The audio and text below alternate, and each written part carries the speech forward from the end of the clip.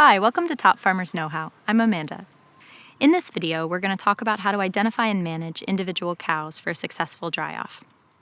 These recommendations are based on principles of Dairy New Zealand's Smart SAM program, as well as on other research from New Zealand and overseas. Remember, there are two goals of dry cow therapy. The first is to cure as many existing subclinical mastitis infections as possible. The second is to prevent new infections from developing over the entire length of the dry period and into the next lactation. How do you know which cows need to be cured and which need to be protected? Dry cow therapies are prescription medications available only under veterinary authorization. Which cows to treat and with which products is a decision to be made with your prescribing vet after evaluating the udder health situation on your farm.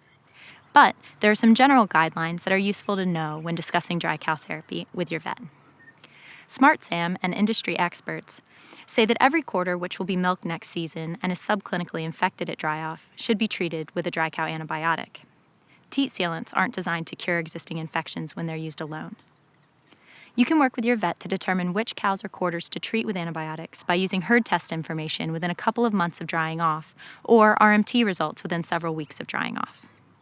If using herd test information, the recommendation is to treat mixed-age cows with cell counts above 150,000 or a history of clinical mastitis, and heifers with cell counts above 120,000 with an antibiotic. If using RMT, treat any quarter which shows a reaction of trace or above with an antibiotic dry cow product. When considering how to maximize cure of existing infection, another important question is, are there any infected cows which may not actually benefit from dry cow therapy? Some cows and infections are much harder to cure than others. Cows which are old, have multiple quarter infections, very high cell counts at several herd tests, or back quarters with confirmed Staph aureus infections are all unlikely to cure with any dry cow antibiotic. Consider three-quartering or culling these cows instead of treating them with DCT. Your vet can help you make culling decisions for your farm.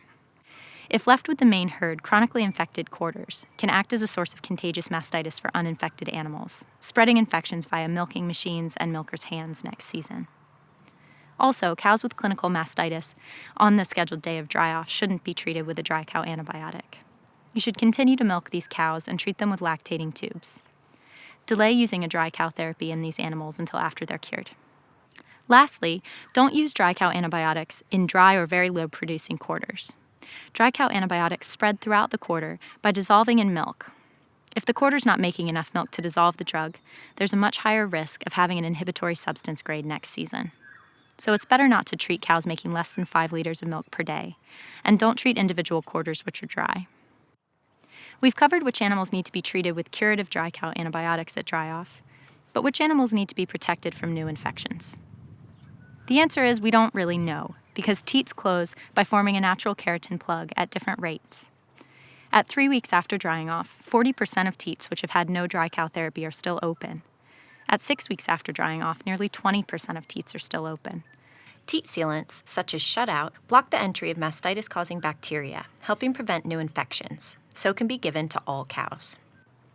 In summary, to cure or eliminate as many existing mastitis infections as possible at dry-off, cull quarters which are unlikely to cure, treat all remaining subclinical quarters with an effective dry cow antibiotic, and treat clinical infections with lactating cow tubes before you dry them off.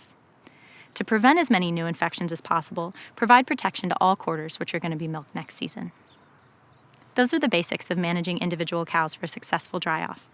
Check out our other Top Farmers videos for more information about drying off.